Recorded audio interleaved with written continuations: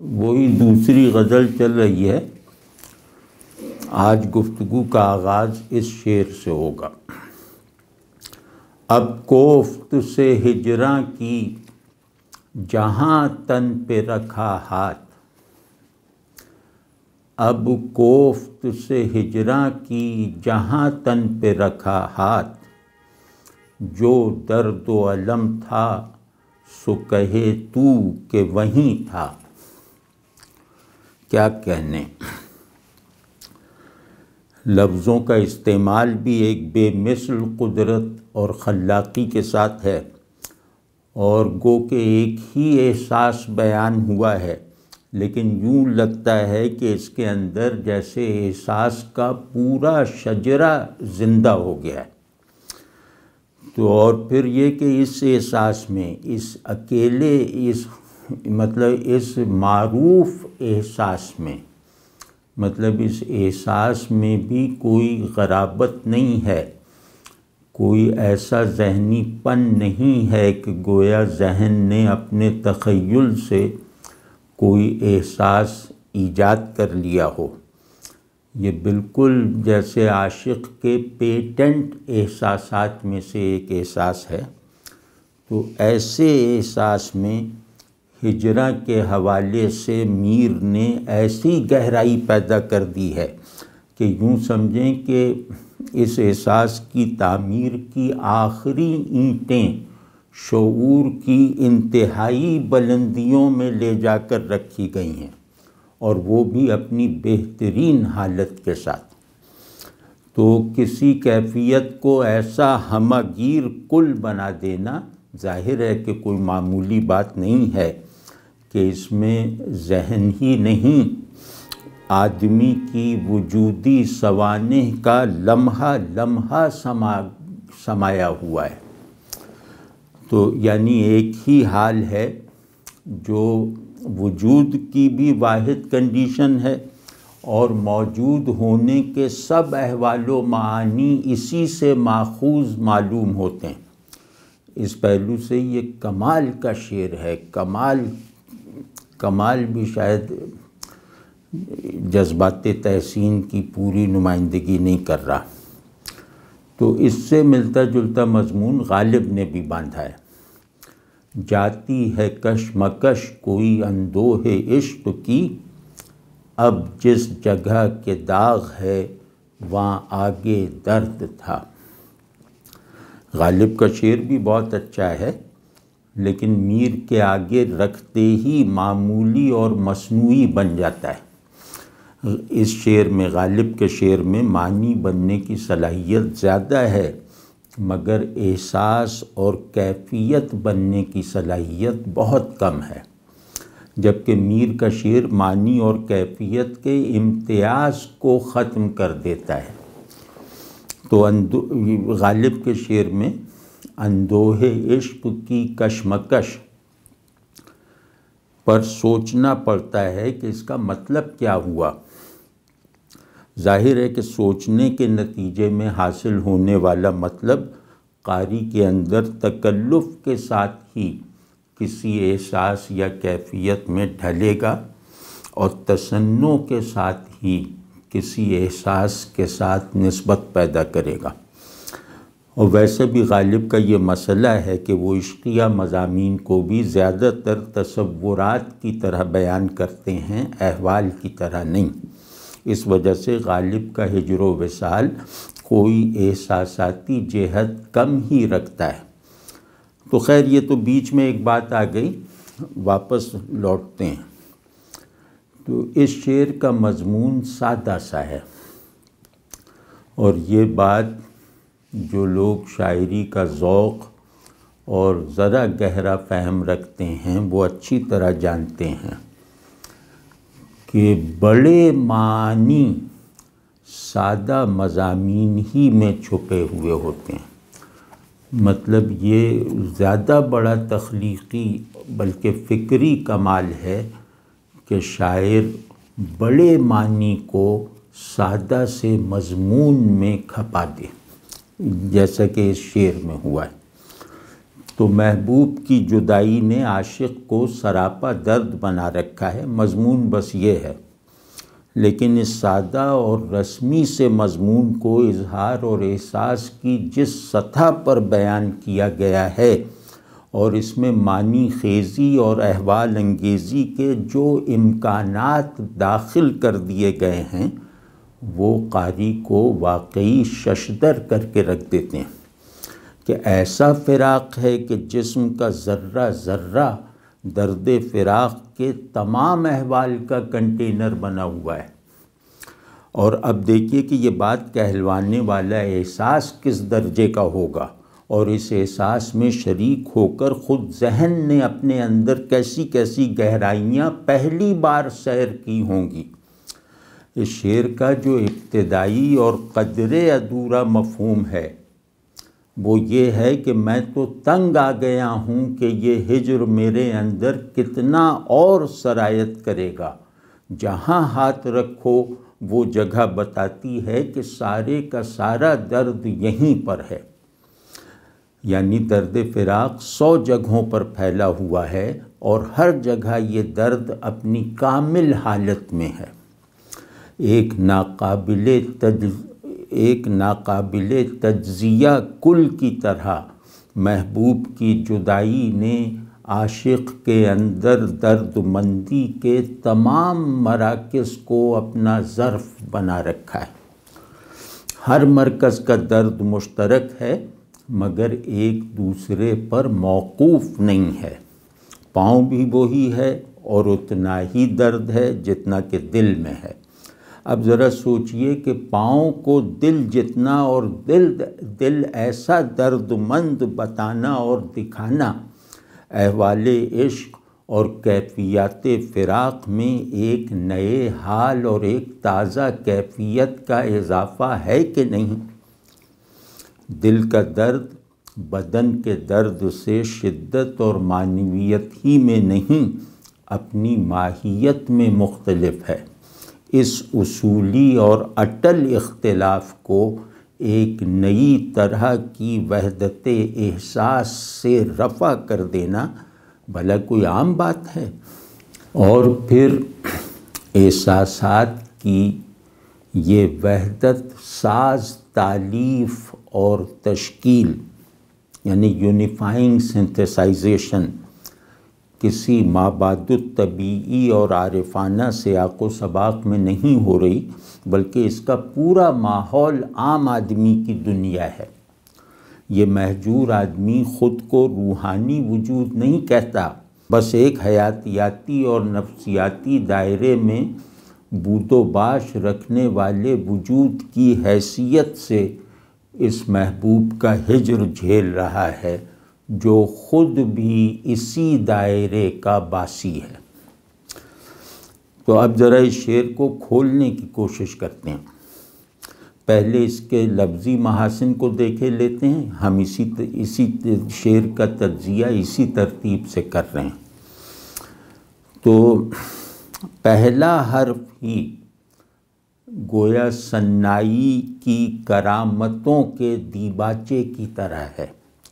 اب یہ پہلا حرف ہے نا، تو اب میں کئی معنوی پرتیں اور احساساتی جہتیں جمع ہو گئی ہیں۔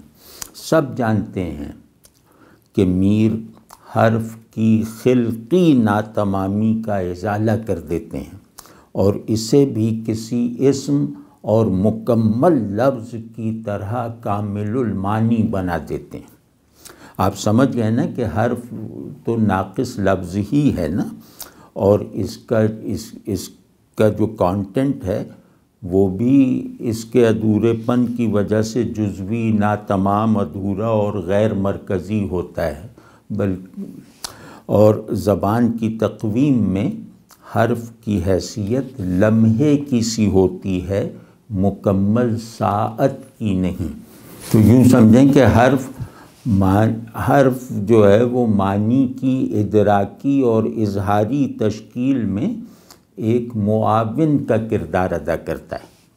اس کی اصل اہمیت یہ ہے کہ اس کے بغیر لفظ اور معنی کی کانٹیکسچوئلائزیشن اور یا پرٹیکولرائزیشن اور مفہومی تحدید نہیں ہو سکتی۔ میر حرف کی اس اہمیت کو غالباً اکثر بڑے شعراء سے زیادہ جانتے ہیں۔ یہی وجہ ہے کہ وہ حرف کو قریب قریب لفظ بنا دیتے ہیں، جیسا کہ ابھی ذکر ہوا۔ اس شعر میں اب یعنی یہ حرف، یہ معمولی سا حرف ایسا استعمال ہوا ہے کہ اس سے کوئی متعین مفہوم نکالنا مشکل ہے۔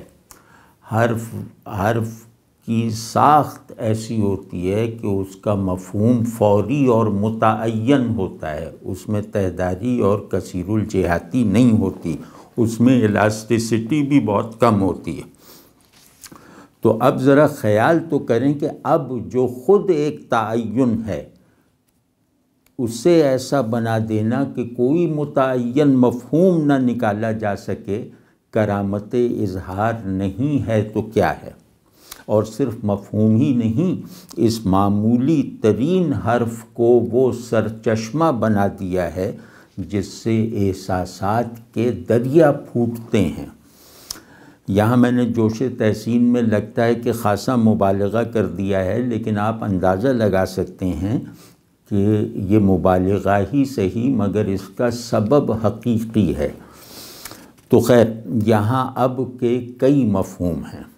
اب یعنی اس لمحے میں، اب یعنی آخر کار، بالآخر، اب یعنی وہ لمحہ جو زمانے کا خلاصہ ہے اور جسے کبھی نہیں گزرنا، جو ساکن ہے، جامد ہے، متحرک نہیں۔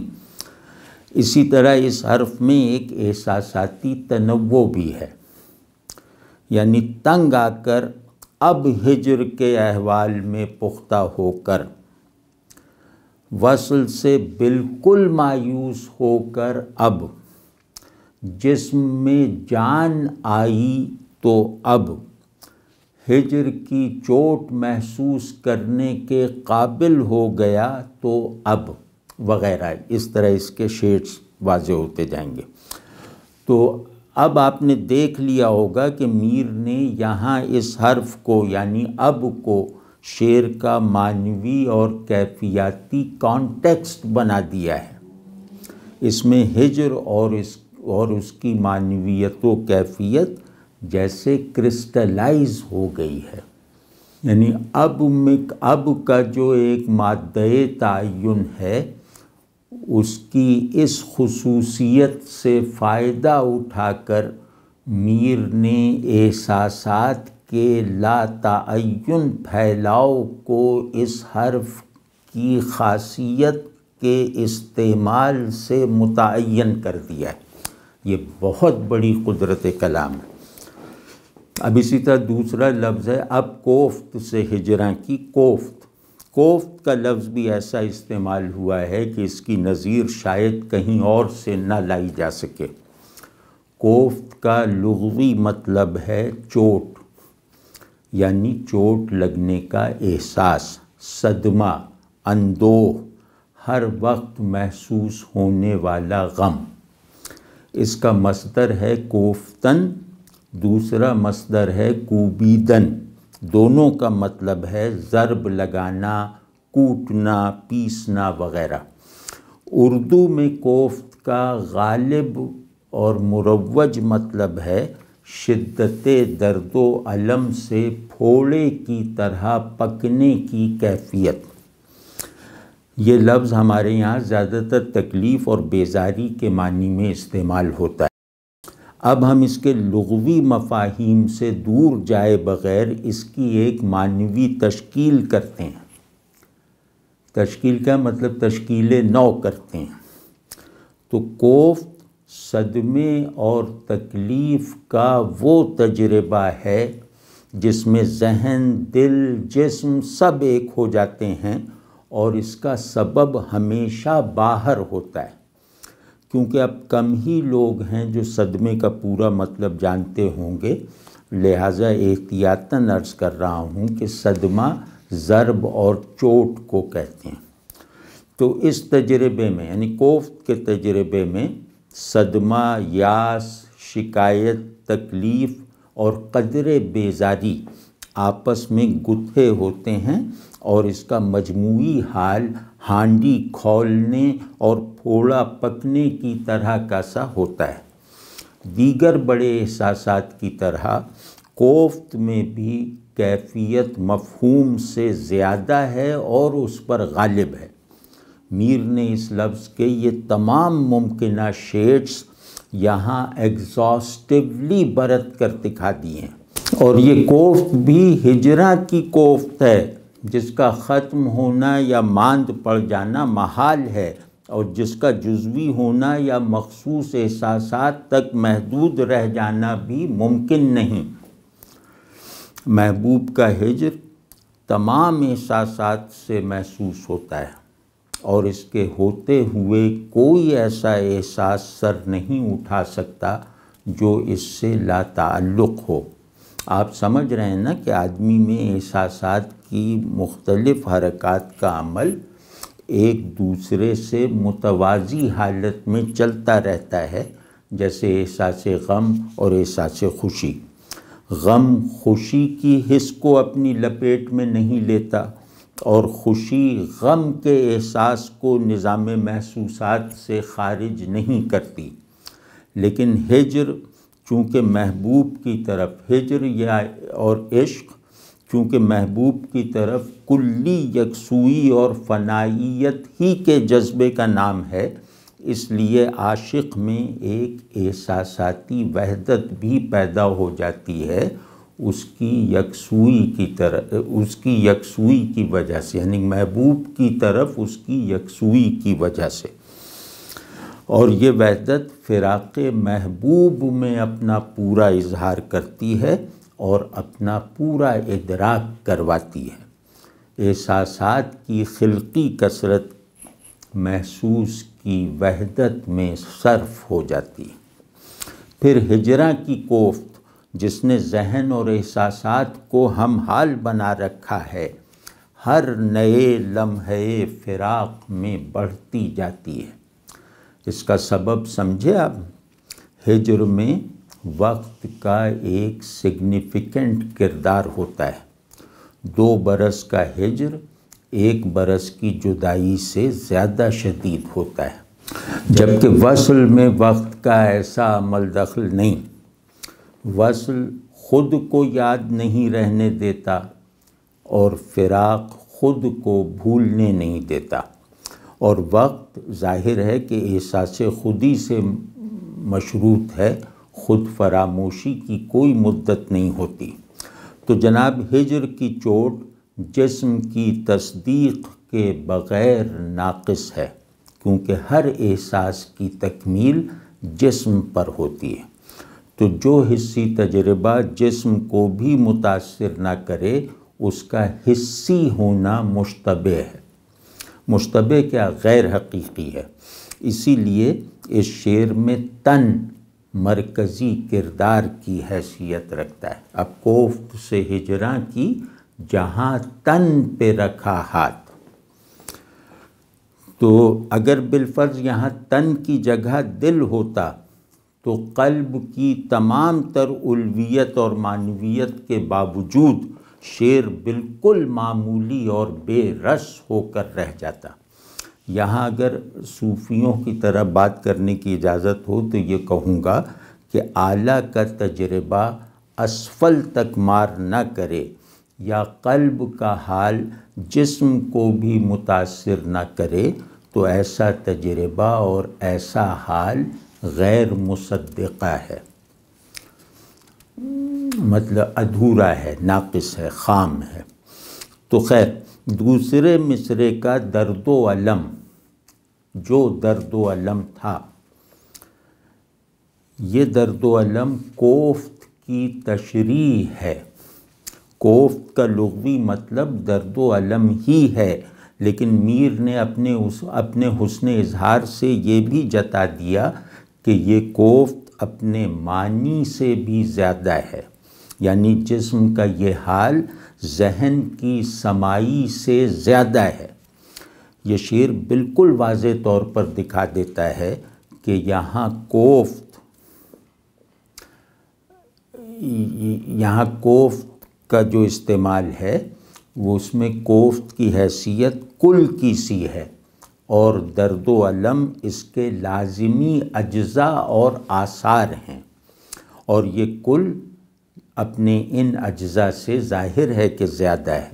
تو یہاں درد اپنے فوری مفہوم میں استعمال ہوا ہے، یعنی جسمانی درد، یا یوں کہہ لیں کہ اس درد کی لہریں پورے وجود میں دوڑ رہی ہیں، لیکن اسے محسوس کرنے کا مرکز جسم میں ہے۔ یہ وہ درد نہیں ہے جو مثال کے طور پہ اس مصرعے میں بیان ہوا ہے کہ درد دل کے واسطے پیدا کیا انسان کو، اور یہ وہ درد نہیں ہے، یہ مطلب اس طرح کا روحانی درد نہیں ہے۔ اور پھر الم جو ہے یہ قلبی ہے، یعنی کوفت جسمانی درد اور قلبی الم کا آمیزہ ہے، اور اس آمیزے سے بلند بھی ہے۔ الم محض غم نہیں ہے، غم تو بس ماضی و حال تک محدود ہوتا ہے، الم مستقبل کو بھی اس کے آخر تک اپنی لپیٹ میں لے لیتا ہے، یعنی غم تاریخی ہوتا ہے اور الم تقدیری۔ الم کے حوالے ہی سے یہ پتہ چلتا ہے کہ درد ہجر نہ کم ہوگا نہ ختم ہوگا۔ اسی طرح درد و الم میں ایک رعایت اور بھی ہے، درد میں حرکت ہوتی ہے جبکہ الم ساکن ہوتا ہے۔ ان میں وہی فرق اور وہی نسبت ہے جو تاریخ و تقدیر میں ہے۔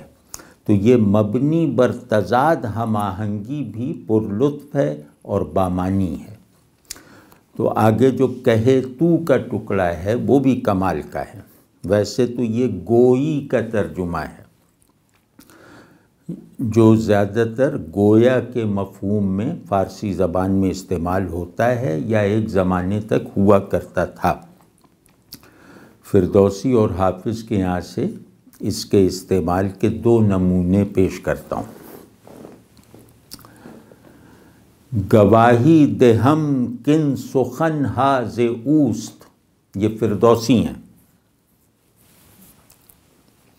گواہی دہم کن سخن ہا ز اوست، تو گوئی دو گوشم پر آواز اوست۔ حافظ فرماتے ہیں گوئی از صحبت ما نیک بتنگ آمدہ بود، بار بز تو بگردش نہ رسیدیم و برفت۔ میر نے اس روزمرہ کو اپنے حسب معمول شعر کے مضمون میں ایک نئی حیثیت دے کر استعمال کیا ہے۔ یہاں تو یوں لگتا ہے جیسے میں کی ہی توسیع ہے۔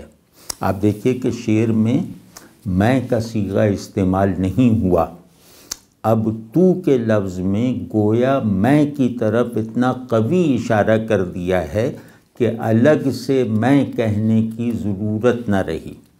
دوسرے یہ کہ تو میں کی ذہنی اور وجودی تشکیل کو مکمل کرنے والی قدرت اور کنڈیشن یعنی سیلف ڈیٹیچمنٹ کو اظہار دے دیا۔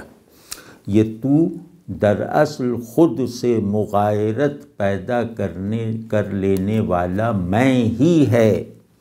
منو تو کا ایک بالکل ہی غیر مابعد الطبیعی اور غیر عارفانہ سیاق و سباق میں ایسا ادغام ظاہر ہے کہ محالات میں سے ہے، جسے میر نے اپنی شدت احساس اور قدرت کلام سے ممکن کر دکھایا۔ اور اب کے ساتھ تھا جو درد و الم تھا، تو پہلے مصرعے میں اب، دوسرے میں تھا، تو اب کے ساتھ تھا کا استعمال بھی خوب ہے، یعنی دائرہ اب کا ہے لیکن اس دائرے کا مرکز تھا ہے۔ یہ اب ایسا ہے گویا وقت کا پورا پھیلاؤ اس آن یا نقطے میں سمٹ آیا ہے، اور تھا کو میر نے یہاں ایک مطلق دوام کا استعارہ بنا دکھایا ہے۔ دوام کو ماضی کے صیغے میں استعمال کرنا ہماری روایت ہے، جیسے بود بمانی تھا وجود کو کہتے ہیں، اور نبود بمانی نہ تھا عدم کو کہا جاتا ہے۔ تو بود میں رہے گا شامل ہے، اور نہ بود یعنی نہ تھا کے اندر کبھی نہ ہوگا کا حکم بھی داخل ہے۔ یہاں بات مکمل ہو گئی، مگر ایسے ہی مطلب شوق پورا کرنے کے لیے کہہ رہا ہوں کہ ہمارے یہاں ہست و بود کی ترکیب بھی مستعمل چلی آ رہی ہے۔ ہست و بود کا مطلب ہے بیکمنگ اینڈ بینگ، یعنی وجود ممکن اور وجود مطلق، یا وجود عارضی اور وجود مستقل۔ ہست یعنی ہے، بیکمنگ ہے، اور اس میں نکتہ یہ ہے کہ جو صرف حال میں ہے وہ مستقبل میں نہیں رہے گا، یا یوں کہہ لیں کہ جس ہے کا ہونا تھا کو کوالیفائی نہیں کرتا، وہ رہے گا کی اہلیت بھی نہیں رکھتا۔ سمجھ گیا نا؟ جس حال کا ماضی نہیں ہے اس کا مستقبل بھی نہیں ہے۔ اور ہاں ایک بات تو کہنا بھول ہی گیا تھا کہ جو درد و الم تھا کا مطلب ہے کہ درد و الم کی جتنی حالتیں ہو سکتی ہیں وہ سب کی سب جسم کے ہر ذرے میں بتمام و کمال سمائی ہوئی ہیں۔ ہجر محبوب میں درد و الم کی جتنی بھی قوت تھی وہ ساری کی ساری مجھ پر صرف ہو گئی، مجھ میں خرچ ہو گئی۔ اور سینٹر آف پین بھی ایک نہیں ہے بلکہ بے شمار ہیں، اور ان بے شمار مراکز درد و الم کو ایک دوسرے سے کمک لینے کی بھی کوئی ضرورت نہ رہی۔ یہ پہلو بھی ملحوظ رکھیں تو اس شعر کی تاثیر بڑھی ہوئی محسوس ہوگی۔ اگلا شعر ہے کہ جانا نہیں کچھ جز غزل آ کر کے جہاں میں، جانا نہیں کچھ جز غزل آ کر کے جہاں میں، کل میرے تصرف میں یہی قطع زمیں تھا۔ مضمون کوئی خاص نہیں ہے، بات بس اتنی سی ہے کہ ہم نے غزل گوئی کا کام سیکھا تھا، وہی عمر بھر کرتے رہے، لیکن رعایتوں کی جیسے ایک کہکشاں ہے۔ لفظ کثرت مفاہیم کے ساتھ استعمال ہوئے ہیں اور ان کے درمیان طرح طرح کی نسبتیں پیدا کی گئی ہیں۔ سب جانتے ہیں کہ میر سامنے کے مضمون کو بھی اس طرح باندھتے ہیں کہ اس میں بھی شاعرانہ عظمت کے بہت سے عناصر داخل ہو جاتے ہیں۔ سیدھے سے مفہوم میں کوئی مصنوعی پیچیدگی پیدا کیے بغیر وہ لفظ پر اپنی قدرت کے ایسے مظاہر دکھا دیتے ہیں کہ مضمون کی حیثیت ثانوی ہو جاتی ہے۔ اگر غور سے دیکھیں تو یہ بہت نادر وصف ہے کہ شاعر معنی میں کوئی طمطراق پیدا کیے بغیر لفظ کی ایسی اسٹرکچرنگ کرے، ایسی تنظیم کرے کہ پڑھنے والا ادراک اور احساس کی اس سطح پر پہنچ جائے کہ معنی مضمون کی تشکیل کا عمل ذہن اور واقعے سے زیادہ لفظ میں ہوتا ہے۔ تو اور الفاظ کی باہمی نسبتیں ذہن اور شے کی نسبت سے بڑھ کر معنی خیز ہوتی ہیں۔ میر اپنے پڑھنے والے کو گویا یہ دکھا دیتے ہیں۔ تو میر اس نقطے کو تجربہ کروا دیتے ہیں کہ لفظ اپنے مفہوم سے زیادہ ہوتا ہے۔ تو یہ شعر بھی اس کی ایک مثال ہے۔ الفاظ اس طرح استعمال ہوئے ہیں کہ یوں لگتا ہے کہ معنی لفظ کی ایک ڈائمنشن ہے۔ اس چیز کو عملاً کار فرما دیکھنے کے لیے اس شعر میں استعمال ہونے والے لفظوں کا تجزیہ کر لینا چاہیے۔ جانا نہیں کچھ، جانا کے کئی پہلو ہیں اور میر نے اسے ان تمام پہلوؤں سمیت برتا ہے۔ اس کا ایک مطلب ہے معلوم کیا، دوسرا مطلب ہے سیکھا، تیسرا مطلب ہے سمجھا، چوتھا مطلب ہے مہارت حاصل کی، پانچواں مطلب ہے یکسو ہوا، چھٹا مطلب ہے نظام ادراک و اظہار بنایا۔ ان چھ مطالب میں بظاہر یہ محسوس ہوگا کہ اکثر کو ہم نے گویا زبردستی الگ الگ کیا ہے، لیکن اصل میں یہ ایک ہی مطلب ہے۔ جیسے معلوم کیا، سیکھا اور سمجھا فی الواقع ایک ہی چیز ہے، لیکن اس طرح سوچنا ٹھیک نہ ہوگا، ایسا نہیں ہے۔ ان تینوں میں کچھ امتیازات ہیں جو انہیں جداگانہ حیثیت دیتے ہیں۔ معلوم کیا ذہن کے فعل کا نتیجہ ہے، سیکھا میں فعل کا پہلو بھی ہے اور انفعال یعنی پیسیوٹی کا بھی، اور سمجھا ذہن کے انفعال یعنی پیسیوٹی کا نتیجہ ہے۔ تو اصل میں بات یہ ہے کہ لفظ کو باہر سے دیکھیں تو وحدت مفہوم ہاتھ آتی ہے، اور اگر اس کے اندر اتر کے دیکھیں تو وہ اور ہی دنیا ہے جہاں وحدت مفہومی نہیں ہے، لفظی ہے۔ اس پہ غور کیجیے گا۔ اور اگر یہ وحدت مفہومی ہے بھی تو بھی وہ ایک ساختیاتی یعنی اسٹرکچرل اور نامیاتی یعنی آرگینک انداز سے مربوط کثرت کا نتیجہ ہے۔ اور یہ اصول ہمیشہ یاد رہنا چاہیے کہ دو چیزوں کی باہمی مماثلت انہیں ایک نہیں بناتی، بلکہ ان کی دوئی کو زیادہ بامانی کر دیتی ہے۔ اسی طرح جز میں بھی، جز غزل آ کر کے، جز میں بھی کئی پہلو ہیں جنہیں اس شعر میں اکٹھا کام میں لایا گیا ہے۔ جز یہاں سوائے کے مفہوم میں استعمال ہوا ہے، لیکن شعر میں جاری و ساری رعایات لفظی میں یہ کلمہ اپنے دیگر مطالب کے ساتھ ایک ضروری کردار کی حیثیت رکھتا ہے۔ ان رعایتوں کو ابھی ہم آگے چل کر کھولیں گے، ابھی تو ایک ایک لفظ کا جیسے باطن کھنگال رہے ہیں۔ سوائے کے علاوہ جز کا ایک مطلب ہے ٹکڑا، دوسرا مطلب ہے وجود فی الخارج پرٹیکولر، تیسرا مطلب ہے کتاب یا کتاب کا ایک باب یا کاغذات کا ایک دفتر۔ تو اسی طرح غزل کا مفہوم مطلب غزل کو اگر دیکھیں جز غزل آ کر کے جہاں میں، تو غزل کا مفہوم اتنی شدت سے قطعی ہے کہ اس میں معنی کا تنوع دکھانا بظاہر ممکن نہیں لگتا، یعنی یہ شاعری کی ایک صنف کا نام ہے۔ مسمى واضح ہو تو اسم کی دلالت واحد ہوتی ہے۔ تو دیکھیے ایسے قطعی الدلالت لفظ میں میر نے ایک دوہرا پن پیدا کر دکھایا ہے۔ آپ پرانی کتابیں دیکھیں، ہر جگہ لکھا ملے گا کہ غزل کا مطلب ہے عورتوں سے باتیں کرنا۔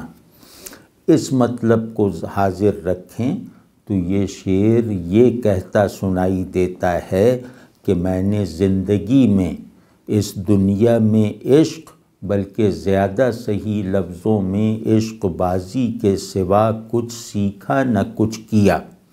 بقول ولی شغل بہتر ہے عشق بازی کا، کیا حقیقی و کیا مجازی کا۔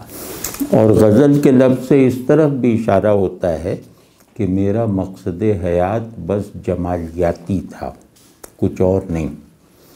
اور یہ آ کر کے کا ٹکڑا بھی خوب آیا ہے، جانا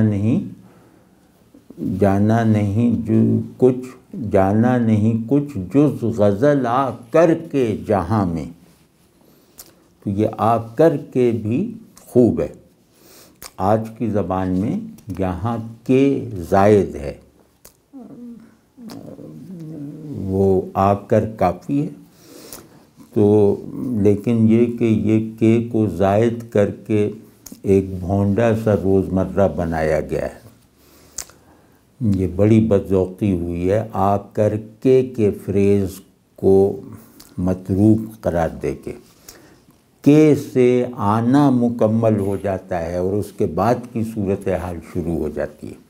محض آ کر میں یہ بات نہیں ہے، آ کر کے میں صاف نظر آتا ہے کہ مسافر اب مسافر نہیں رہا، مقیم بن گیا ہے، جبکہ آ کر میں مسافر مسافر ہی رہتا ہے۔ تو خیر اس ٹکڑے کا مطلب تو فعل ہونے کی وجہ سے تقریباً ایک ہی ہے، اتر کر، پہنچ کر، داخل ہو کر، مقیم ہو کر۔ لیکن ذرا ٹھہریں، یہ سب مطلب آنے کے ہیں۔ آ کر کے میں کے کا حرف کے کا حرف یوں سمجھیں کہ آنے کے بعد کا احاطہ کرتا ہے، آنے کے بعد کی سچویشن کو ایکسپریس کرتا ہے۔ تو اب آ کر کے کا مطلب ہوگا پہنچنے کے بعد، اختیار کر لینے کے بعد، اقامت اختیار کر لینے کے بعد۔ اور جہاں میں، اس میں ظاہر ہے اس میں ویسے تو کوئی تہذاری نہیں ہے، لیکن اس سے میر نے ایک رعایت پیدا کی ہے، اس کی نشاندہی ابھی ہم کریں گے۔ تو کل، بس اور محض، کل جو ہے کل میرے تصرف میں کل، بس اور محض کے معنی میں بھی استعمال ہوا ہے، اور وجودی و منطقی ہول کا بھی مفہوم رکھتا ہے، یونیورسل کا بھی مفہوم رکھتا ہے، اور یہ دونوں ایک دوسرے سے متضاد ہیں۔ اصطلاح کی حیثیت سے کل یونیورسل ہے، اور لفظ کی حیثیت سے پرٹیکولر۔ ایک ہمہ گیر پھیلاؤ ہے اور دوسرا سراسر سمٹاؤ۔ تو بھائی کل کو جز کے معنی میں استعمال کر دینا کمال ہے کہ نہیں؟ اور اسی طرح تصرف کا جو ہے، تصرف کا مطلب ہے مالکانہ اختیار، کل میرے تصرف میں، یہ اس لفظ کا اصلی مطلب ہے۔ دوسرا مطلب ہے کرامت، تیسرا مطلب ہے وہ اختیار جو کسی نے تفویض کیا ہو، مثلا زمین کا ٹھیکہ، یعنی اپنی زمین کو کسی کے تصرف میں دینا۔ اس مطلب کو ذہن میں رکھیے گا، یہ آگے چل کر جب ہم لفظی رعایتیں دیکھیں گے تو وہاں کام آئے گا۔ قطع، یہی قطع زمین تھا، تو قطع زمین کا ٹکڑا بھی ہے اور شعر کی ایک صنف بھی ہے، اور زمین تو ہے ہی، شعر کی ایک اصطلاح بھی ہے، شاعری کی ایک اصطلاح بھی ہے۔ تو غزل کی زمین کا مطلب ہے اس کی بحر اور ردیف و قافیہ۔ میر نے قطعے زمین یعنی زمین کا ٹکڑا کی اضافت حذف کر کے دو معنی پیدا کر دیے ہیں، اور دونوں جیسے متوازی چلتے ہیں، ایک کو بھی آپ خارج کریں گے تو شعر کی تفہیم میں خلل واقع ہو جائے گا۔ تو اب آئیے شعر کی لفظی رعایتوں کی طرف، اور دیکھیے کہ میر نے لفظوں میں کیسی کیسی مناسبتیں پیدا کی ہیں، کیسی کیسی نسبتیں دریافت یا ایجاد کی ہیں۔ تو ہر لفظ کسی نہ کسی دوسرے لفظ سے ایک جوڑ رکھتا ہے۔ میر نے کسی لفظ کو اکیلا نہیں رہنے دیا، اور لفظوں میں گویا اعلیٰ درجے کا حسن معاشرت قائم کر دکھایا۔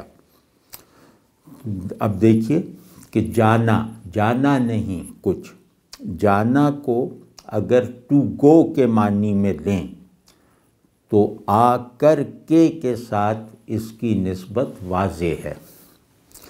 آ کر کے یعنی آمد کا غزل اور قطعے کے ساتھ بھی ایک بہت دقیق ربط ہے۔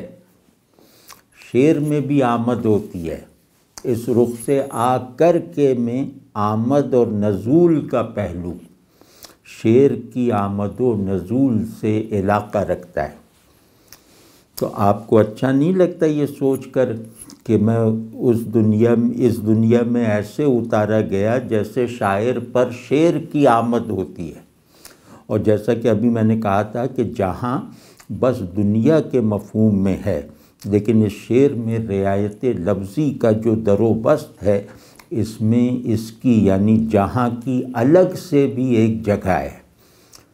تو کچھ رعایتیں دیکھیے کہ جہاں بمانی دنیا وہ جگہ ہے جہاں آیا جاتا ہے جانے کے لیے، تو جہاں بمانی عالم خارجی جز بمانی پرٹیکولر یعنی وجود خارجی سے مطابقت کی نسبت رکھتا ہے، اور کل بمانی ہول یا یونیورسل سے تضاد کی نسبت رکھتا ہے۔ اسی طرح قطع اور زمین جہاں ہی میں ہے، یعنی ٹکڑا زمین کا ٹکڑا اور خود زمین جہان ہی میں ہے۔ اسی طرح جہاں یعنی دنیائے عمل اور تصرف یعنی عمل، ان میں بھی مناسبت واضح ہے۔ تو یہاں میں اس لفظ سے کھیلتے ہوئے یوں ہی تفریحاً ایک نقطہ نکال رہا ہوں جس پر ممکن ہے کہ ہنسی آئے، لیکن انشاءاللہ وہ ہنسی تحقیر و تمسخر سے نہیں ہوگی۔ جہاں وہ مستقل دیر ہے، وہاں جہاں وہ مستقل دیر ہے جو عارضی طور پر یہاں یعنی ہیئر بن جاتا ہے، اس میں آنے سے پہلے یہ میرے لیے وہاں ہے، آنے کے بعد یہاں ہے، اور جانے کے بعد جہاں ہے۔ یعنی میں وہاں جا رہا ہوں، یہاں رہ رہا ہوں، اور جہاں رہتا تھا، یعنی جہاں یہاں دیر کے معنی کی طرف ذہن کو دیر کی طرف منتقل کرتا ہے۔ تو یہ ہے دنیا سے ہمارا تعلق، یعنی جہاں کو دیر کے معنی میں لے لیں تو دنیا سے ہمارے تعلق کی نوعیت کھل جاتی ہے۔ تو یہ دنیا یہاں وہاں اور جہاں تو بن سکتی ہے، لیکن کہاں نہیں ہو سکتی، کیونکہ کہاں باطنی اور انفسی ہے، ظاہری اور آفاقی نہیں۔ تو غیر زمانی غیر مکانی ہے، زمانی مکانی، یہ جملہ پھر سے کہوں گا، غیر زمانی غیر مکانی ہے، زمانی مکانی نہیں۔ تو جہاں وہاں اور یہاں کا سبسٹنس شہود ہے، جبکہ کہاں کا غیب۔ تو جناب یہ ہوئی جہاں کی ڈیکنسٹرکشن، جو سمجھیں کہ تفریحاً بھی ہے، یا یوں سمجھیں کہ اس سے جیسے ہم نے اپنی آزادی کا ایک مظاہرہ کیا ہے، کیونکہ شعر میں یہ دیکھا جاتا ہے کہ لفظ کیا کہہ رہا ہے، اور یہ بھی دیکھا جاتا ہے کہ لفظ سے کیا کہلوایا جا سکتا ہے۔ تو جہاں میں ایک اور رعایت بھی ہے جو محسوس تو ہو رہی ہے مگر ابھی ذہن کی گرفت میں نہیں آ رہی، تو بہرحال اگر آ گئی تو بیچ میں عرض کر دوں گا۔ اب دیکھیے، کل بمانی ہول اور کلی بمانی یونیورسل، یہ ذہنی ہوتے ہیں، خارجی نہیں، یعنی یہ ذہن میں موجود ہوتے ہیں، ذہن کے باہر نہیں۔ تو اس پہلو سے پہلے مصرعے کے جانا کو کل سے ملا کر دیکھیے تو خاصا پر لطف محسوس ہوگا۔ اسی طرح کل کا تعلق جز سے تو بالکل ظاہر ہے، اور جہاں سے بھی اس لحاظ سے واضح ہے کہ جہاں جزئی ہے اور خارجی ہے۔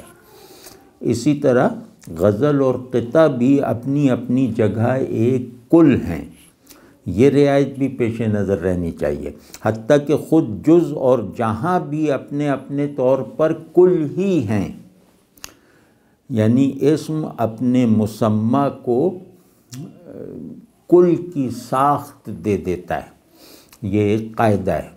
تو اب کل گویا اس شعر میں استعمال ہونے والے تمام اسما سے جزوی عینیت اور کلی غیریت رکھتا ہے۔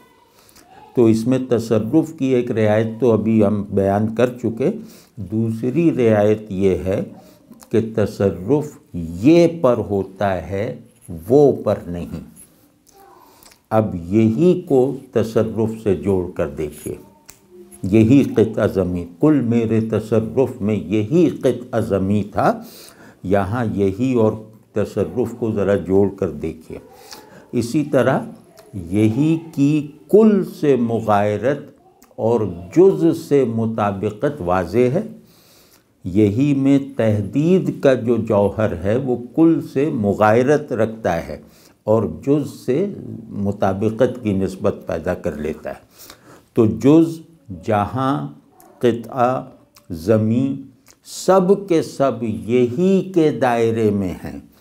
کل کو اسم کے درجے سے ہٹا کر حرف کی سطح پر لے آیا جائے، یعنی صرف و محض مفہوم تک محدود کر لیا جائے، تو یہی کے ساتھ اس کی مطابقت اسٹیبلش ہو جاتی ہے۔ یعنی کل سے یہی کی نسبت دوہری ہے، ایک پہلو سے مطابقت ہے اور دوسرے پہلو سے تضاد۔ تو قطع اور زمیں کو مرکب اضافی بنا لیا جائے، یعنی قطع زمیں، تو ان کی نسبت جہاں سے ہوگی، اور الگ رکھا جائے یعنی قطعہ اور زمیں، تو ان کا تعلق غزل سے ہوگا۔ تو بھائی دیکھ لیا نا کہ یہ شعر رعایتوں کا ایک کارخانہ ہے۔ الفاظ مختلف رعایتیں اور باہمی نسبتیں رکھتے ہوں تو قاری کو جیسے ایک غیر محدود سی آزادی حاصل ہو جاتی ہے۔ وقت زیادہ ہو گیا ہے، اس بات کو مزید کھولنے کا کام اب آپ لوگ خود ہی کر لیجئے۔ ہاں، ایک نقطہ اور ہے جو بیان میں نہیں آیا۔ تصرف کا ایک مطلب کرامت بھی بتایا تھا، اس مطلب کو شعر میں کار فرما دکھانا یاد نہ رہا، اب جلدی سے عرض کر دیتا ہوں۔ جس زمین پر مجھے اتارا گیا وہ ایک خرابہ تھی، ویرانہ تھی، اس بنجر خرابے کا ایک ٹکڑا میرے حصے میں آیا اور میں نے پوری زمین میں مخفی استعداد نمو اور صلاحیت بہار کو اس ایک ٹکڑے سے باہر نکال کر دکھا دیا۔ یہ ہے میرا تصرف، یعنی میری کرامت۔ اگلا شعر ہے، نام آج کوئی یاں نہیں لیتا ہے انہوں کا، نام آج کوئی یاں نہیں لیتا ہے انہوں کا، جن لوگوں کے کل ملک یہ سب زیر نگیں تھا۔ مضمون بالکل سادہ بلکہ سپاٹ سا ہے، لیکن یہ میر کا لگتا ہے کہ پسندیدہ مضمون ہے، کوئی 150 جگہوں پر تو باندھا ہوگا۔ جس ملک میں ان بادشاہوں کا نام چلتا تھا وہاں آج کوئی ان کا نام تک نہیں لیتا، یہ مضمون ہے۔ تو حسب دستور میر نے اس کلام موزوں کو کچھ رعایتوں سے شعر بننے کے لائق بنا دیا۔ وہ لفظی رعایتیں دیکھ لیتے ہیں، الگ سے تشریح کی ضرورت نہیں ہے، آپ بس ان رعایتوں کو سمجھ لیں تو یوں سمجھیں کہ یہ شعر ٹھیک سے پڑھ لیا۔ نام اور نگیں میں دوہری رعایت ہے۔ یہاں نگیں انگوٹھی، خاتم اور مہر کے معنی میں استعمال ہوا ہے۔ تو بادشاہوں کی انگوٹھی ان کی مہر بھی ہوا کرتی تھی جس پر بادشاہ کا نام کندہ ہوتا تھا۔ تو نام اور نگیں کی ایک رعایت تو یہ ہوئی جس میں دونوں کے لغوی معنی کام میں آئے ہیں۔ دوسری روایت میں ان کے مجازی معانی کو پیش نظر رکھا گیا ہے۔ نام سے مراد ہے شہرت اور حکومت۔ اسی طرح زیر نگیں کے حوالے سے نگیں بادشاہت اور اقتدار کا استعارہ ہے جس میں شہرت کا پہلو خود بخود داخل ہے، بادشاہ ہے تو ظاہر مشہور بھی ہے۔ تو ایک ہی امر پر اشارہ کرنے والے ان دو لفظوں میں ایک باریک سا امتیاز بھی ہے۔ نام کا تعلق بادشاہ کی ذات سے ہے اور نگیں کا اس کے کام سے، اس کی حیثیت سے۔ تو آج اور کل کی رعایت تو بالکل واضح ہے۔ کل وہ ماضی ہے جو پورا اور مطلق ہے۔ میر نے آج کو اتنے زور سے باندھا ہے کہ حال بھی مطلق بن گیا ہے گزرے ہوئے کل کی طرح۔ تو حال کے مطلق ہو جانے کا تصور ایک انوکھے انداز سے بامانی بھی ہے اور پرلطف بھی، یعنی عروج کا زمانہ گزر جاتا ہے اور زوال کا وقت ٹھہر جاتا ہے۔ تو اب سمجھے نا کہ ملک اور زیر نگیں کی مطابقت بھی صاف ہے۔ ملک اقتدار اور حکومت کو کہتے ہیں، اس پہلو سے ملک اور زیر نگیں کا تعلق زیادہ ڈائریکٹ ہو جاتا ہے، لیکن شعر میں ملک اس مفہوم میں نہیں برتا گیا۔ اس مفہوم کی طرف اشارہ کرنے سے رعایت میں ایک نیا عنصر بڑھ جاتا ہے، لہٰذا ہم نے اس مفہوم کا ذکر کر دیا۔ لیکن یہاں ایک بات اور سوجھ رہی ہے، اچھا ہے کہ اسے بیان کر دیا جائے۔ لفظی رعایتوں کا نظام شاعر کے اختیار اور منشا کے تابع نہیں رہ جاتا، یعنی لفظوں کی باہمی نسبتیں شاعر کے ارادے کے بغیر بھی اور اس کی مراد کے دائرے سے باہر نکل کر بھی برسر عمل رہتی ہیں۔ یہ بات اس لیے بھی کی ہے کہ ایک حرف یا لفظ کو شعر سے باہر نکال کر کھولنا ہے، اور اس میں قصد یہ ہے کہ اس حرف یا لفظ کو شاعر کی منشا کے بالکل برخلاف مفہوم کا حامل بنا کر شعر کے حسن میں ایک اضافہ ہو سکتا ہے۔ وہ حرف ہے جن۔ ہم یہاں جن کو لفظ بنانے لگے ہیں، یعنی تجنیس لفظی کا قاعدہ اپلائی کرنے جا رہے ہیں۔ جن یعنی جنات والے جن، اور اس شعر میں استعمال ہونے والے جن میں ظاہر ہے کہ سرے سے کوئی تعلق نہیں ہے، اور ہم یقین سے کہہ سکتے ہیں کہ میر نے جن کو اس مفہوم میں استعمال نہیں کیا، لیکن رعایتوں کی دریافت میں قاری اپنی آزادی کو کام میں لا کر اپنی اسکل اور تخیل کو بھی استعمال کرتا ہے یا کر سکتا ہے، اور لفظوں کو کسی خاص بیان کی بندشوں سے نکال کر انہیں ان کی خود مختار اور تخیلی حالتوں میں اپنے شعور فن اور ذوق فن کا موضوع بناتا ہے۔ تو یہ تو ہوا اس کام کا جواز جو ہم ابھی کرنے جا رہے ہیں، لیکن عین ممکن ہے کہ میر نے جن کے حرف کو دانستہ اسی طرح برتا ہو۔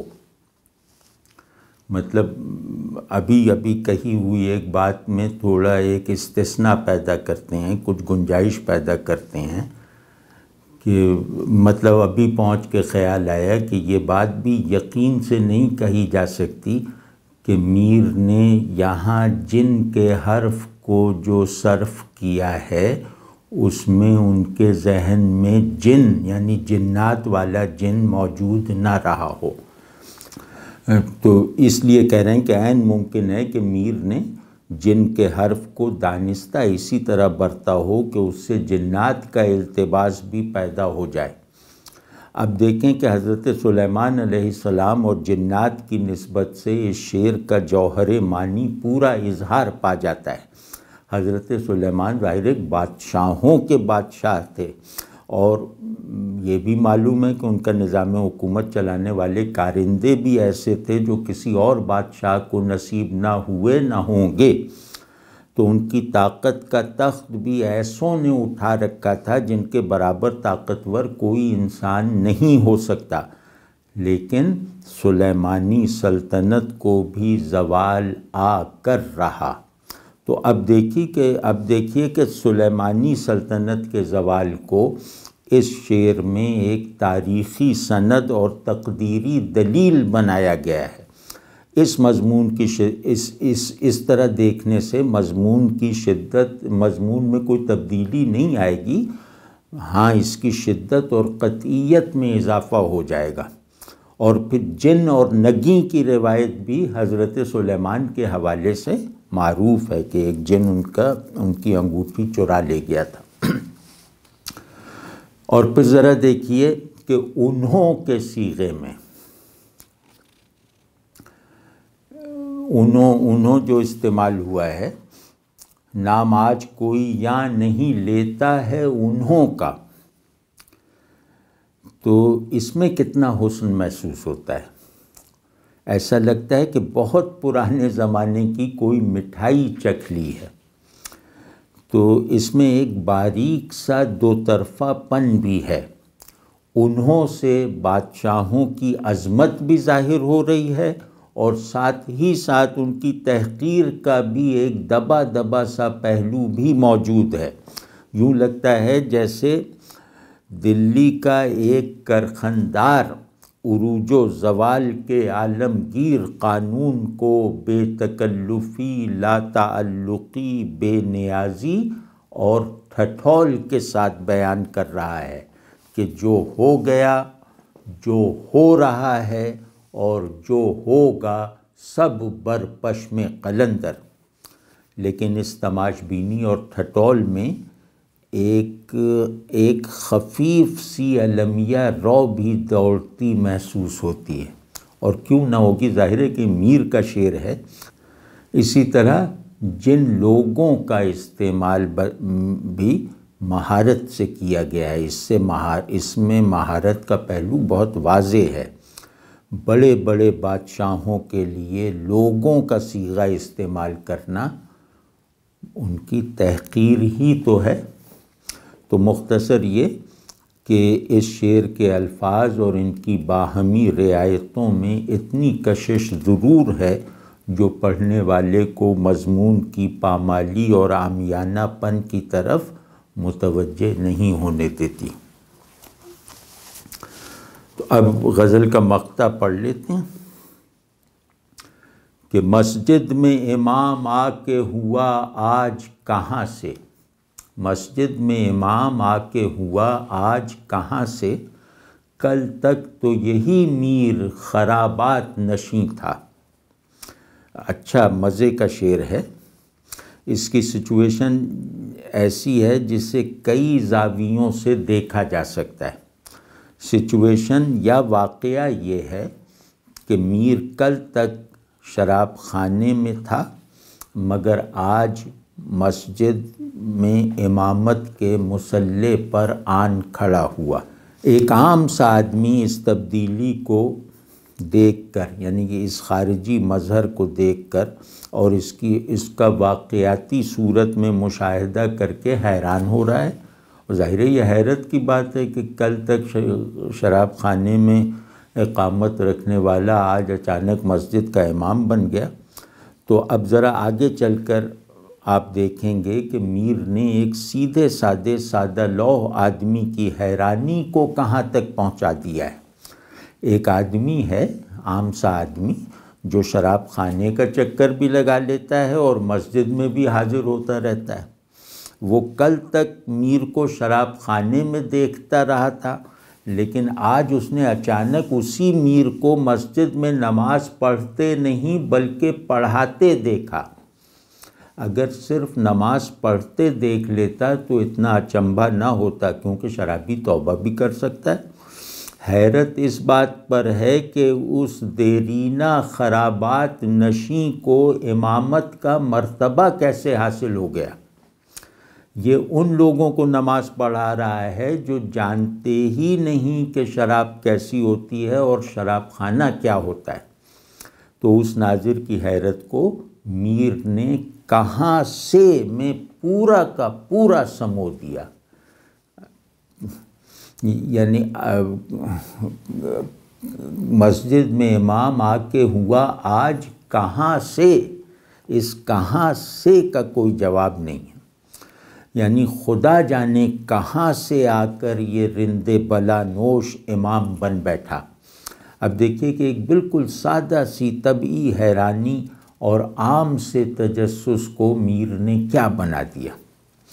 اس شعر میں کوئی لفظ علامت کے طور پر استعمال نہیں ہوا، لیکن پورے شعر میں الفاظ کی جو وحدانی حیت بنتی ہے اس میں ایک ایسا علامتی پن ہے جس سے شعر کی مجموعی فضا میں وہ تہداری پیدا ہو گئی ہے جو علامت کا خاصہ ہے. آنکھوں کا دیکھا ہوا یہ منظر حسن اظہار کی بدولت ایک علامتی زاویہ نظر سے دیکھے جانے کا تقاضا کر رہا ہے۔ یہ بھی میر کا خاص الخاص انداز ہے کہ وہ پاؤں کو دکھا کر سر کا نظارہ بھی کروا دیتے ہیں اور آنکھ تک محدود تصویروں کو شعور کے کسی اونچے طاق پر رکھے ہوئے البم میں لگا دیتے ہیں۔ تو شعر میں تو ایک عام سے سادہ لو آدمی کا فوری تاثر دکھایا گیا ہے۔ یہ آدمی اپنی جگہ کچھ تضادات کا مجموعہ ہے، مگر چونکہ اس کا سیلف امیج بالکل حقیقی ہے، لہٰذا اس کے تضادات اس کے اندر کوئی سنگین دلختی نہیں پیدا کرتے۔ وہ تضادات بھی عام سے ہیں کہ مسجد بھی جاتا ہے اور شراب خانے کی بھی کبھی کبھی سیر کراتا ہے، اس لیے اس آدمی کے اندر کوئی بڑا اخلاقی بحران نہیں پیدا ہوتا۔ زندگی اس کے لیے بس ذوق اور تجربہ ہے، کوئی تصور اور خیال نہیں۔ سو اس آدمی نے جب ایک خرابات نشیں کو امام مسجد بنا دیکھا تو اسے لگا کہ یہ کوئی سادہ سا تضاد اور معمول کی تبدیلی نہیں ہے، بس اس پر وہ حیران پریشان ہے کہ میخانے میں کوئی امتیازی حیثیت نہ رکھنے والا مسجد میں اتنے اونچے مقام تک کیسے پہنچ گیا۔ عام آدمی بہت خالص سمپل ہوتا ہے اور ذہن کو احساسات کے تابع رکھتا ہے۔ اس طرح احساسات کی شدت اور عمر بڑھ جاتی ہے اور ایک احساس کئی دوسرے احساسات کو جگانے کا سبب بن جاتا ہے، زندہ رکھنے کی وجہ بن جاتا ہے۔ تو یہ کام ذہن کی شمولیت کے بغیر نہیں ہوتا۔ تو میر نے اسی آدمی کے اس نظام محسوسات میں رہتے ہوئے یہ دکھایا ہے کہ اس منظر کو دیکھنے کا فوری تاثر کس طرح مختلف احساسات اور خیالات کی بیک آن بیداری کا سبب بن گیا۔ 4-6 احساسات ہیں جو آپس میں اختلاف اور کہیں کہیں تضاد کی نسبت رکھتے ہیں، اور یہ سب اپنی اٹھان کے عمل کو روکے بغیر ایک ہی تجربے کو طرح طرح سے رسپونڈ کرتے ہیں۔ تو بھائی اس بات کی ذرا تفصیل کرنی چاہیے۔ تو اب جیسا کہ ابھی یہ بات کی تھی کہ کہاں سے کے ٹکڑے میں اس واقعے کے شاہد پر مرتب ہونے والے کثیر الاطراف تاثر کو گویا سمیٹ لیا گیا ہے، سب سے پہلے اسے کھولنا چاہیے۔ یہ عجیب سا واقعہ دیکھ کر وہ آدمی پہلے تو اپنے طور پر سوچ رہا ہے کہ یہ سب کیا ہو رہا ہے، اور پھر کچھ مسجد والوں کو بتا رہا ہے کہ دیکھو یہ کیا ہو گیا۔ تو کہاں سے کا سوال اس کی سوچ میں بھی انتشار کے ساتھ ہے، کیفیت میں بھی ایک بکھراؤ سا رکھتا ہے، اور زبان سے ادا ہو کر بھی غیر مربوط ہے، اور سننے والوں میں بھی اسی بے ربطی کو منتقل کر دیتا ہے، یعنی تب بھی ایک نتیجے پر نہیں پہنچ پاتے۔ اب دیکھیں اس میں کیا کیا گوشے ہیں کہاں سے میں، کہ اب پہلا تاثر یہ ہے، پہلا استفسار یا حیرت یہ ہے کہ ایک شرابی اللہ کی مہربانی سے ولی بن گیا ہے۔ ایک شرابی نشے کی جھونک میں امامت کے مصلی پر آ کھڑا ہوا، یا یہ اصل میں تو شرابی ہی ہے مگر خدا جانے کس مقصد سے امام کا روپ دھارے ہوئے ہے، یا نظام اتنا خراب ہو چکا ہے کہ شرابیوں کو امام بنایا جا رہا ہے، یا شاید اللہ یہ دکھانا چاہتا ہے کہ بعض شرابی اتنے اچھے ہوتے ہیں کہ بڑے بڑے عبادت گزاروں کو نماز پڑھوا سکتے ہیں، یا کیا امام بننے کی تربیت شراب خانے میں لی جاتی ہے، یا کیا مسجد اور شراب خانے میں وہ تضاد نہیں ہے جو عام طور پر سمجھا جاتا ہے، اور اصل میں یہ دونوں ایک ہی مقصود تک پہنچنے کے دو راستے ہیں، یا کیا مسجد والوں کو نماز کے حقائق اور احوال رندوں سے سیکھنے چاہیے یا سیکھنے پڑتے ہیں؟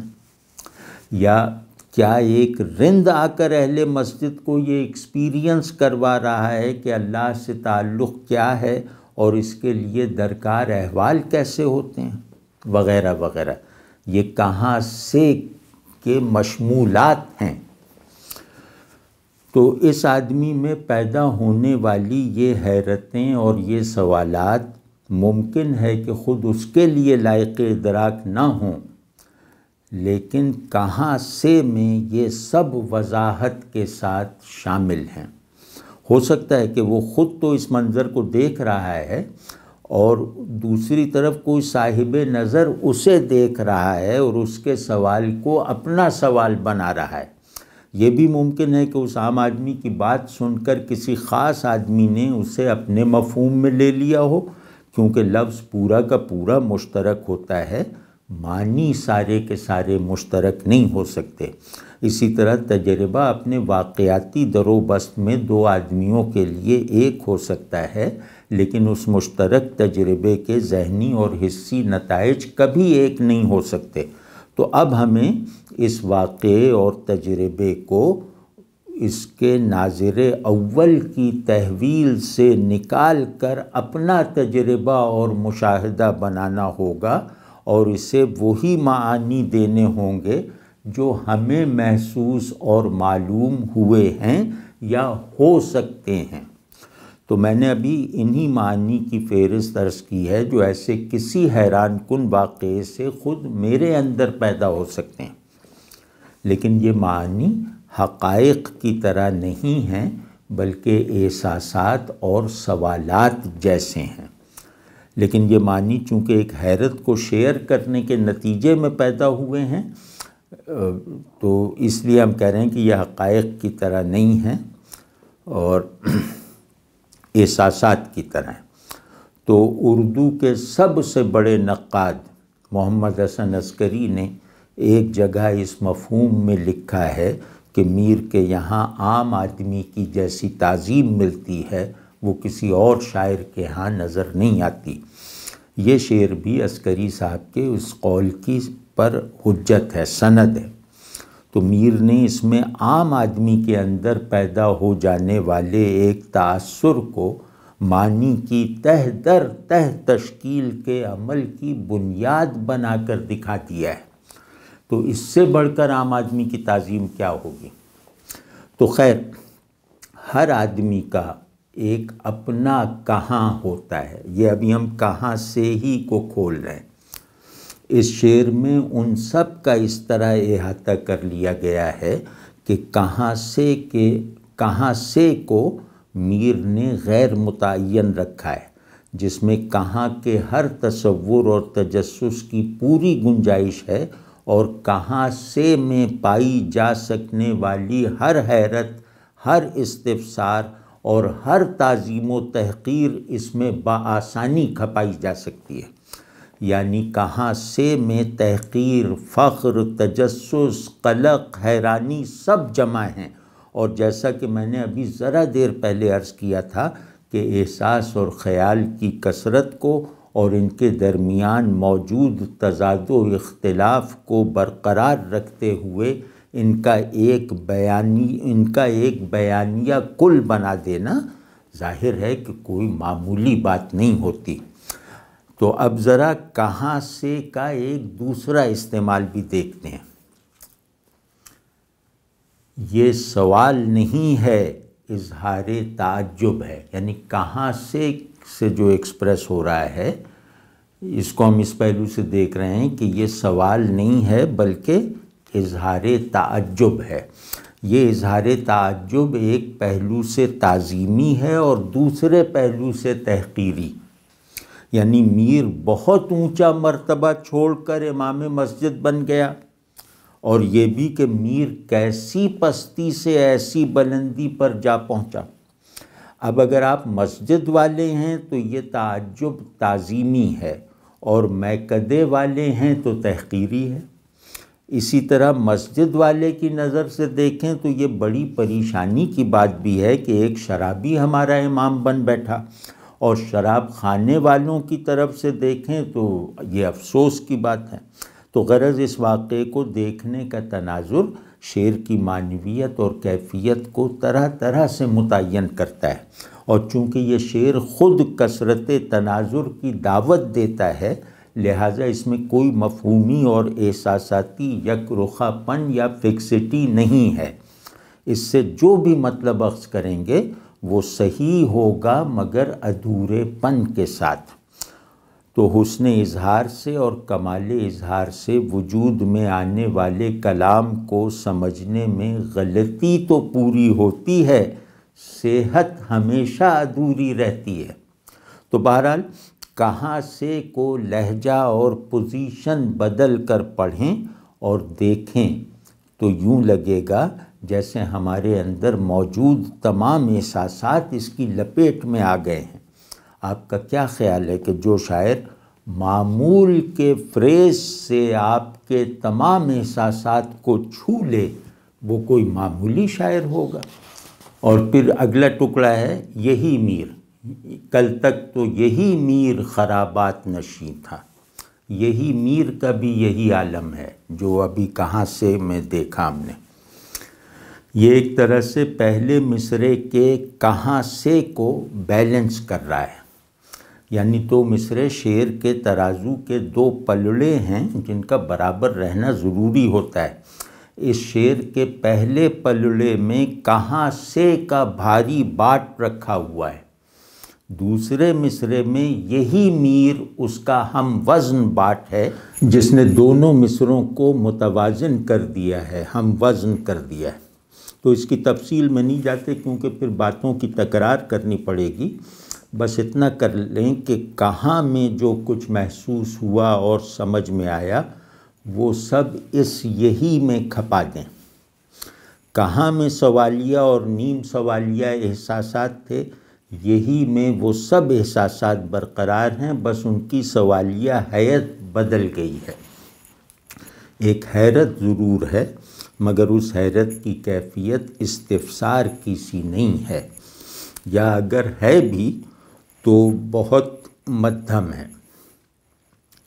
اور آپ تو جانتے ہی ہیں کہ حیرت کسی بڑی چیز کو پانے سے پیدا ہوتی ہے، اس کے تصور سے نہیں۔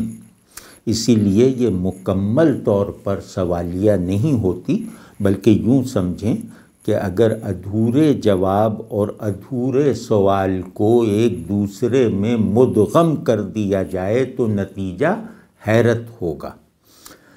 تو جواب ظرف سے زیادہ ہے اور سوال سمجھ سے بڑھ کر ہے، بس یہ حیرت کا ماحول ہے، شاید یہی حیرت ہے، یعنی دیکھنے اور جاننے پر اندیکھا پن اور انجانا پن غالب آ جائے تو آنکھ اور ذہن کی جو کیفیت ہوگی وہ حیرت ہے۔ لیکن خیر یہ تو بیچ میں ایک بات آ گئی، شعر کی طرف واپس چلتے ہیں۔ یہی میں یہی میر، یہی میں ایک پہلو اور بھی ہے، یہ یقین اور قطعیت کا صیغہ ہے، یہی جس میں شبہ کی کوئی گنجائش نہیں۔ جب ہم کہتے ہیں یہی چیز تو اس کا مطلب ہوتا ہے کہ یقیناً یہی چیز، قطعاً یہی چیز، حتماً یہی چیز، شبہ اور غلط فہمی کا کوئی امکان نہیں۔ تو میر نے اس کلمہ تیقن میں بھی اشتباہ کی گنجائش پیدا کر دی ہے، اس کے تاکیدی آہنگ کو برقرار رکھتے ہوئے اس میں تعجب اور شک کا عنصر داخل کر دیا ہے۔ گویا آنکھیں تو یقین سے کہہ رہی ہیں کہ یہی میر، ہاں یہی میر، لیکن دل کو یقین نہیں آ رہا کہ یہ وہی میر ہے۔ ذرا اس بات کو اپریشیٹ کیجئے کہ آنکھ کے لیے اس کا آبجیکٹ یہ ہوتا ہے اور دل کے لیے وہ۔ کبھی موقع ملا تو اس نقطے کی بھی تفسیر کرنے کی کوشش کریں گے، فی الحال تو اسے ذوقی سطح پر محسوس کیجئے۔ اور ہاں، ذہن چونکہ قلب و چشم دونوں سے تعلق رکھتا ہے، اس لیے وہ اس سچویشن میں حالت تیقن میں بھی ہے اور کیفیت تذبذب میں بھی۔ اسے آنکھ کے فتوے پر بھی اعتماد ہے اور دل کی حالت پر بھی بھروسہ ہے۔ آنکھ کی سنگت میں یہی میر ذہن کے لیے یقینی ہے اور دل کی ہمنوائی میں اس کے لیے یہی میر جو ہے وہ یقینی نہ رہا، یہی میر کا دعویٰ کرنا ممکن نہ رہا۔ تو حیرت بس اسی دبدہ کو کہتے ہیں۔ تو میر صوفی نہیں ہیں، اس لیے ان کے یہاں حیرت قلبی اور عرفانی نہیں ہوتی۔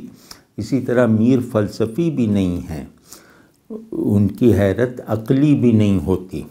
وہ تو بس عاشق ہیں جو گوشت پوست کا محبوب رکھتا ہے اور اسی مناسبت سے اس کے عاشقانہ جذبات و احساسات اور تخیلات و تصورات میں بھی جسمانیت اور واقعیت کا پہلو ہمیشہ فعال رہتا ہے۔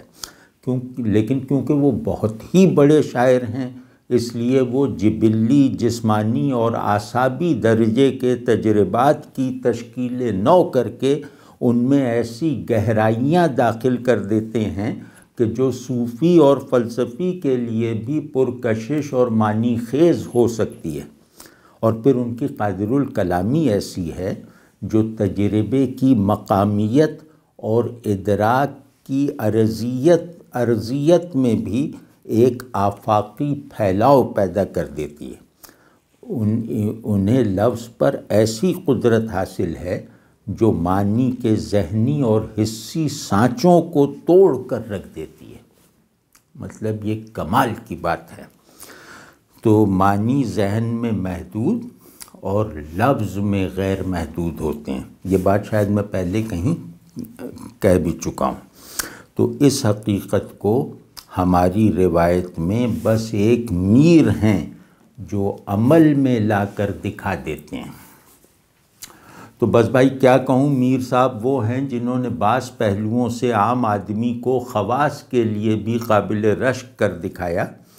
تو بہرحال بات ہو رہی تھی یہی میر کی، یہی حسر اور تاکید کا کلمہ ہے، لیکن میر کے لیے استعمال ہو کر ایک طرف تو اس کی قطعیت بھی معمول سے زیادہ ہو گئی، لیکن دوسری طرف میر ہی کے حوالے سے اس کے تحکم اور تیقن پر ایک سکتہ بھی طاری ہو گیا۔ یعنی میر یہی کی سبسٹینشیل تحدید کے اندر ایک ہی لمحے شعور اور ایک ہی آنے وجود میں سمایا ہوا بھی ہے اور اس سے باہر بھی ہے۔ تو میر یہی کا مشار الیہ تو ہے مگر اس کا محمول نہیں۔ اب اس وقت نہیں ہے کہ انہیں کھولوں ان الفاظ کو، تو بہرحال ایسے ہی پوری بات کہنے کے لیے، لیکن وقت کی تنگی کی وجہ سے ان اصطلاحوں کو استعمال کر کے ان کی تشریح نہیں کر پا رہا۔ تو میر یہی کا مشار الیہ تو ہے مگر اس کا محمول نہیں ہے، کیونکہ میر صرف یہ نہیں ہے وہ بھی ہے، اس لیے یہی اشارہ ناقص ہے، اشارہ تام نہیں۔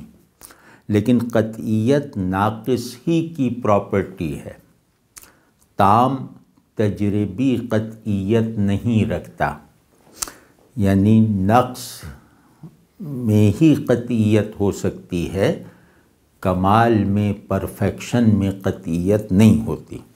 تو اب آپ دیکھیں کہ یہی میر کہنے والا شخص وہی میر کو نہیں پہچانتا اور اپنی اس بے خبری کا ادراک بھی نہیں رکھتا، لہٰذا اس کا ذہنی اور احساساتی رد عمل اس طرح کا ہے کہ حیرانی بھی 2 + 2 4 کی طرح قطعی ہے اور دیگر احساسات بھی واضح اور حتمی ہیں۔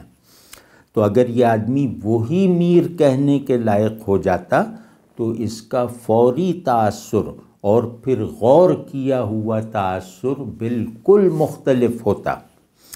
تو بہرحال پھر وہ پھر یہ آدمی یہ بات پہلے سے سمجھا ہوا ہوتا کہ ہم میر کو جتنا جانتے ہیں وہ غلط نہیں ہے، مگر میر اس سے زیادہ ہے۔ تو رند سے امام بن جانا اس میر کا کام نہیں ہے بلکہ اس میر کا عمل ہے۔ یعنی وہ میر جسے ہم اچھی طرح نہیں جانتے تھے، امامت کی استعداد رکھنے والا رند تھا اور رندی کے احوال رکھنے والا امام مسجد۔ تو غرض اس شعر کا کمال یہ ہے کہ ایک سادہ سے واقعے کو، جس میں ایک بہت مانوس اچنبھے کا پہلو بھی ہے، اس طرح بیان کیا گیا ہے کہ یہ واقعہ ذہنی تحیر کی مختلف حالتوں اور ایک دوسرے سے بظاہر لا تعلق احساسات کے ایک ساتھ جاگ اٹھنے کا سبب بن گیا۔ ایک سادہ سی حیرت میں پیچ داری پیدا کر کے اسے مختلف اور متنوع احساسات سے اس طرح جوڑ دیا گیا ہے کہ ذہن اور احساسات کی یہ مشترک حالت کسی ایک مفہوم، کسی ایک سوال یا کسی ایک جواب میں نہیں سماتی، اور پھر بالکل سامنے کے سبب سے پیدا ہونے والی یہ حیرت خیالات سے زیادہ احساسات پیدا کر رہی ہے، اور یہ احساسات جیسے اس حیرت کے ساتھ کوئی کھلواڑ کر رہے ہیں، یعنی حیرت ہی سے پیدا ہونے والے یا بیدار ہونے والے احساسات حیرت کے ساتھ کھیل رہے ہیں، اور مطلب یہ کہ ہر طرح کا احساس، یعنی یہ جن احساسات کو یہ بیدار کرتی ہے ان میں ہر طرح کا احساس ایک سادہ لوح دماغ میں پیدا ہو جانے والی چھوٹی سی گرہ اپنے اپنے طور پر کہیں کھول رہا ہے اور کہیں مزید مضبوط کر رہا ہے، یعنی احساسات کی تحویل میں آ کر حیرت اور تعجب کی ایک پلین سی کیفیت ایک رخ سے اپنی نفی کر رہی ہے اور دوسرے رخ سے اثبات۔ گویا ایک دیوار ہے جسے مختلف اینٹوں سے بنایا جا رہا ہے، بلکہ زیادہ صحیح لفظوں میں یوں کہنا چاہیے کہ جیسے ایک لفظ ہے جسے ایک ہاتھ سے لکھا جا رہا ہے اور دوسرے ہاتھ سے مٹایا جا رہا ہے۔